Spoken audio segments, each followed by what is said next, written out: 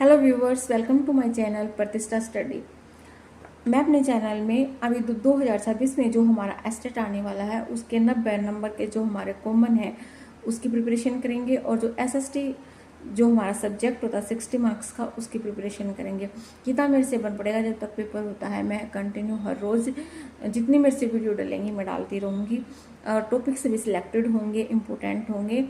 अगर किसी को बैठ कर पढ़ने का टाइम नहीं मिल रहा तो प्लीज़ कान में लीड लगाकर मेरी टॉपिक्स को सुन सकते हैं। शायद आपको इससे थोड़ा बहुत कुछ प्रॉफिट होगा, लाभ मिलेगा। तो चलिए शुरू करते हैं। सबसे पहले हम बात करते हैं बाल विकास की। बाल विकास जो होता है वो बालक में काउंट होता है 18 वर्ष तक। तो 18 वर्ष तक के बच्चों का हम जो है अध्ययन करते हैं इसमें। और बाल विकास शब्द का सबसे पहले प्रयोग किया था पेस्टोलॉजी ने, और स्टेनले हॉल को माना जाता है बाल विकास का जनक। बाल विकास में हम जानते हैं कि बच्चा क्या सीखता है, कैसे सीखता है, उसका विकास किस तरह से होता है। शारीरिक विकास, इसमें हम शारीरिक विकास के बारे में पढ़ते हैं, भावनात्मक विकास के बारे में पढ़ते हैं, गतिक विकास के बारे में पढ़ते हैं। फिर गतिक विकास दो तरह का होता है।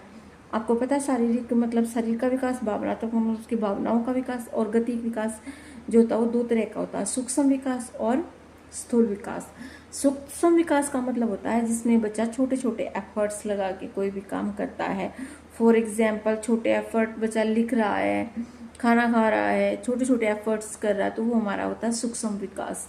उसके बाद होता है हमारा स्थूल विकास। स्थूल विकास का मतलब होता है बच्चा बड़े एफर्ट्स लगा रहा है, थोड़े बड़े काम कर रहा है। फॉर एग्जाम्पल, बच्चा तैर रहा है, बच्चा साइकिल चलाना सीख रहा है, जिसमें थोड़ा एफर्ट्स ज़्यादा लगा रहा है, तो उसको हम बोलते हैं स्थूल विकास।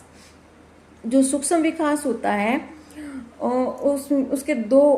उसको दो पार्ट्स में डिवाइड किया गया है, वृद्धि और विकास। वृद्धि मतलब शारीरिक वृद्धि, विकास मतलब आंतरिक वृद्धि। मतलब शारीरिक वृद्धि में हमें पता है इसमें हमारे शरीर की वृद्धि होती है। जो शारीरिक वृद्धि होती है वो निश्चित समय तक होती है, और ये रचनात्मक होती है, क्रियात्मक नहीं होती है शारीरिक वृद्धि, क्योंकि इसमें क्रिया होगी क्या, ये शरीर की वृद्धि तो होगी।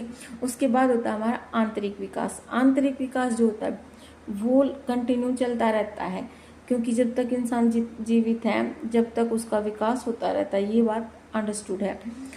ये जो विकास होता है ये रचनात्मक होता है, ये नेगेटिव भी हो सकता है और पॉजिटिव भी हो सकता है, मतलब लाभकारी भी हो सकता है और विनाशकारी भी हो सकता है, क्योंकि ये डिपेंड करता है बच्चे के सीखने पर कि बच्चा किस प्रकार सीख रहा है, क्या सीख रहा है।